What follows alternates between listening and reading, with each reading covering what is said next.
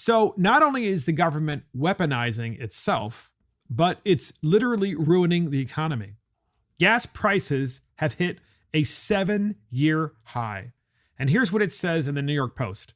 Gas prices hit 7-year high as stations run low on fuel ahead of July 4th. So, New York Post, gas stations across the country are facing fuel shortages, driving prices, to a 7-year high as more than 40 million Americans prepare to hit the road for the 4th of July weekend. The nationwide average price for a gallon of regular unleaded gas hit $3.09 on Monday, the highest price Americans have been asked to shell out ahead of the holiday weekend since 2014. According to the data from the American Automobile Association, AAA forecasts that 43.6 million Americans will travel by car this weekend, the most so far this year.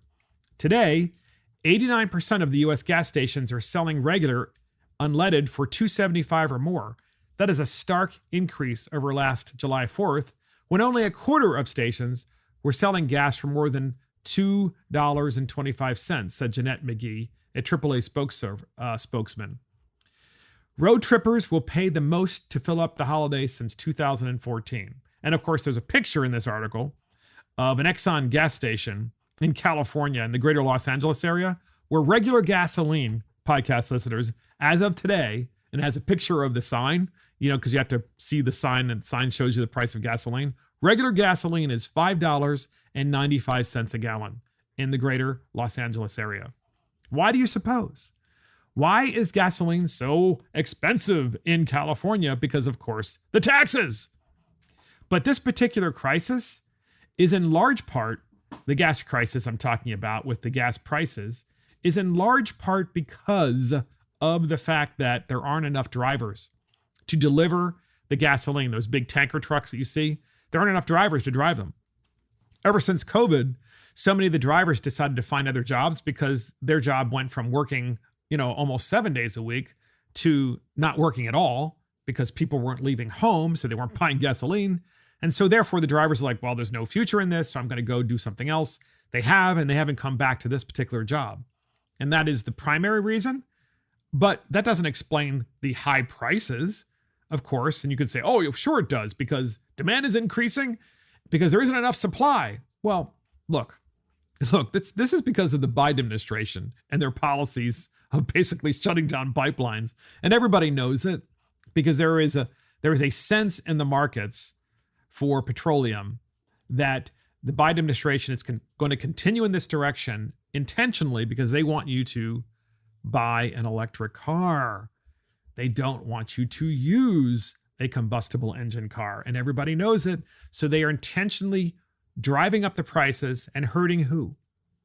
They are hurting the poorest of the poor, the least among us, because those are the people that can't afford to buy a new car, let alone an electric car. And so not only is the government weaponizing us against us with the IRS, not only are they weaponizing against us with the gas prices because they've hit a 7-year high, they're weaponizing against businesses, small, medium, and large. So in Axios magazine, there's an article that says businesses try to adapt to changing climate politics. So corporations and their K Street lobbyists are grappling with rising pressure for action on climate change from the White House and its Capitol Hill allies. Why it matters.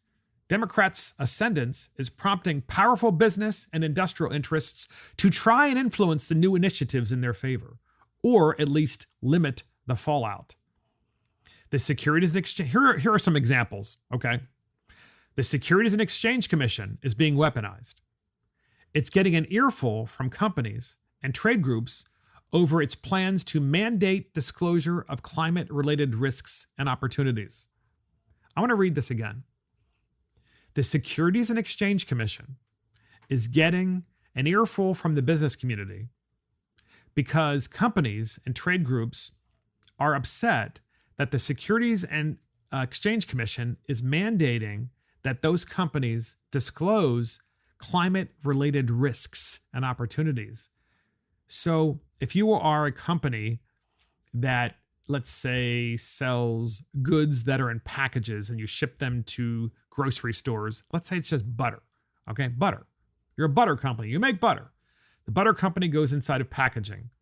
Well, that could, in theory, be considered, according to the Democrats and the weaponized bureaucracy, it could be considered a climate risk because of all of the paper that you're using to make the butter and to cover the butter up and ship it, right? Because that eventually ends up in a landfill, and then you have methane gas. These are the kinds of things that are being weaponized, and they're weaponizing the government because they want to control every aspect of human life. They don't control the private sector, but they're trying to control the private sector, namely the bureaucracy and the Democrats who use the bureaucracy as their agents.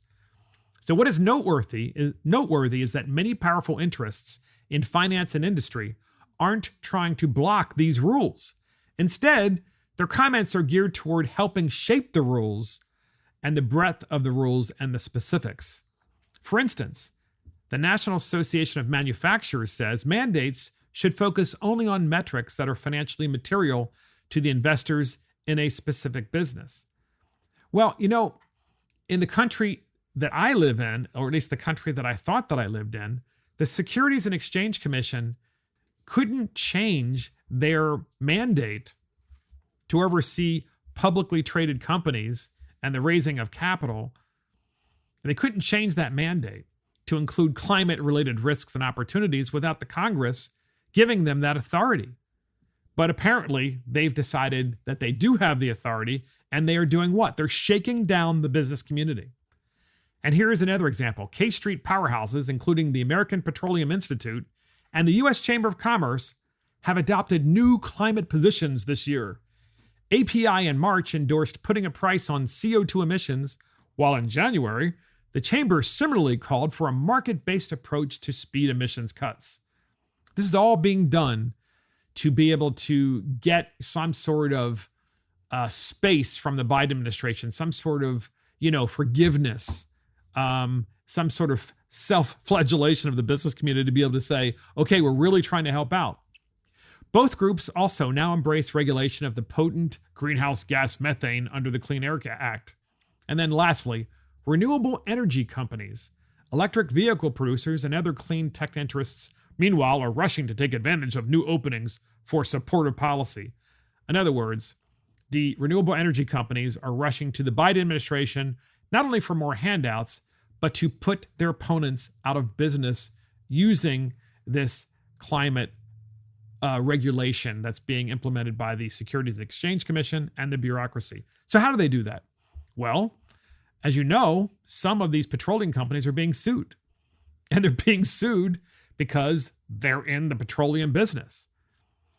Because they're saying, well, obviously petroleum pollutes. And yes, it does, podcast listeners. We all know that. But as we saw recently with, what was the coat again? They use petroleum products. They make, what's that coat that we did the dumbest bill in America? Or no, Go Woke or Go Broke. It was the coat, North Face. Yes.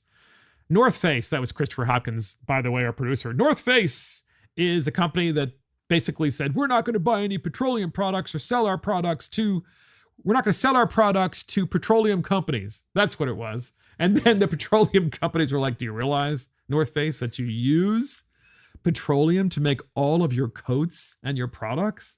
So it really made it was really kind of funny, obviously. But here's the problem. The whole purpose of weaponizing the bureaucracy through climate politics is to shake down the business community and get them to provide lots of donations to the Democrat Party and to vote Democrat. Everybody knows it.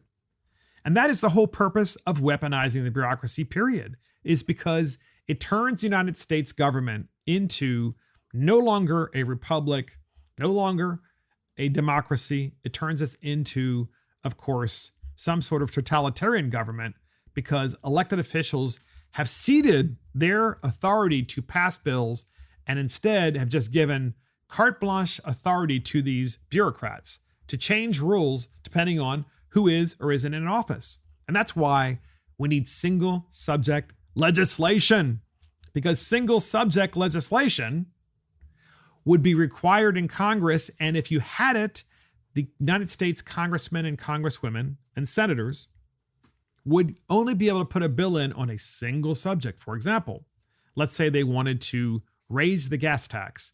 That would be one bill. The gas tax hereby will be raised at the federal level from X to Y. Well, I don't think such a bill would pass. But naturally, if you do an infrastructure bill that includes 20 or 30 different subjects, you can sneak that in there. And then you get enough people to vote for it because they're getting a certain amount of good things for their district. And that's the problem. That is the problem. It's why we need the Convention of States. And interestingly enough, while it's so that the Convention of States does not have the single subject rule for passing bills and for introducing bills at the federal level as one of their priorities, I do think it's something that they will adopt eventually, because I see the same problem in my state capital in Annapolis, where they actually have a single subject rule and don't even follow it. And that's why if you have an Article 5 convention and you are crystal clear about what a single subject rule is, no bill can be introduced unless it is a single subject and may not include any other subject whatsoever. Then you put that into the United States Constitution. Well, now congressmen and congresswomen are going to have to vote on thousands of bills individually and argue over each individual bill's merit. Something not easy to do, of course. So not only is the government weaponizing us, but states are starting to fight back.